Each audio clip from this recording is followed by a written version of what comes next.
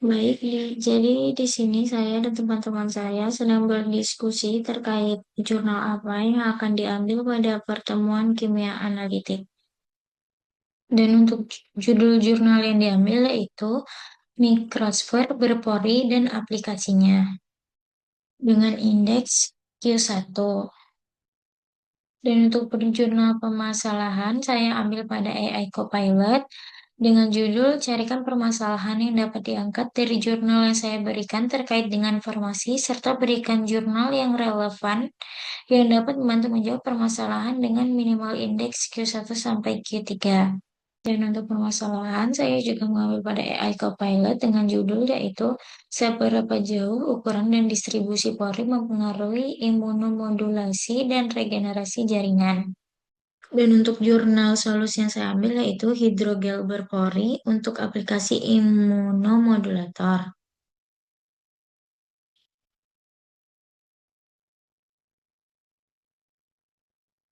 Yang dimana hidrogel adalah platform yang menjanjikan untuk membangun lingkungan mikroimunomodulator untuk mewujudkan terapi kanker dan regenerasi jaringan. Namun, struktur pori berukuran submikron atau nano dalam hidrogel tidak menguntungkan untuk memodulasi fungsi sel kekebalan seperti invasi sel, migrasi, dan imunofenotype. Sebaliknya, hidrogel dengan struktur berpori tidak hanya memungkinkan transportasi nutrisi dan pelepasan metabolit, tetapi juga menawarkan lebih banyak ruang untuk mewujudkan fungsi sel. Lanjut, imunomodulasi berbantuan hidrogel berpori untuk terapi kanker. Imunoterapi kanker bergantung pada wawasan bahwa sistem kekebalan tubuh dapat digunakan untuk bertahan melawan sel-sel ganas.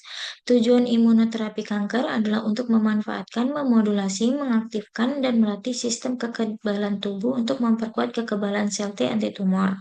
Sistem hidrogel menguntungkan untuk pengiriman agen terapeutik atau sel untuk terapi kanker. Lebih penting lagi, hidrogel dapat dirancang dengan isyarat biokimia atau biofisik yang tepat untuk merekrut sel kekebalan endogen dan dapat mengatur fungsinya untuk meningkatkan lingkungan mikrotumor. Selain itu, hidrogel berpori dengan porositas tinggi dan pori-pori besar dapat memberikan ruang yang cukup untuk migrasi dan pertumbuhan sel, memfasilitasi pertukaran nutrisi dan metabolit, dan mempromosikan komunikasi ke sel ke sel.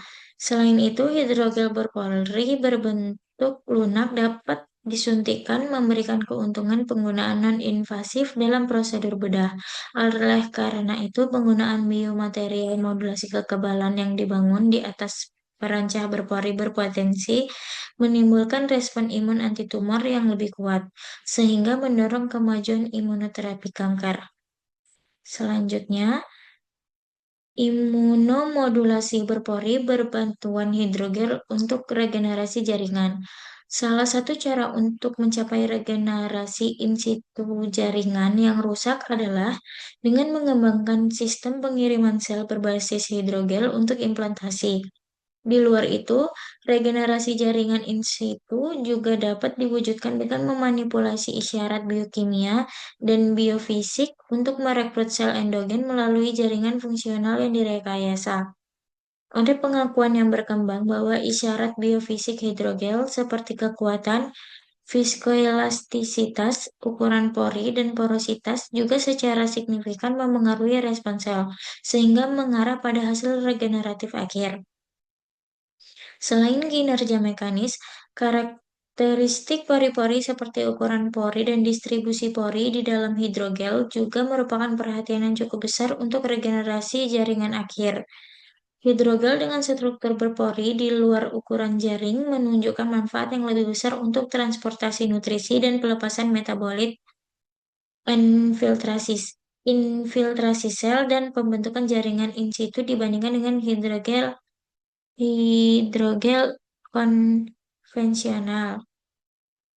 Baru-baru ini banyak hidrogel dengan ukuran pori yang dapat disetel telah didefinisikan sebagai alat bantu utama untuk bimbingan sel, regulasi, dan regenerasi jaringan akhir seperti dalam remodeling vaskular, regenerasi saraf, penyembuhan luka bakar dalam yang terinfeksi, dan regenerasi tulang vaskular.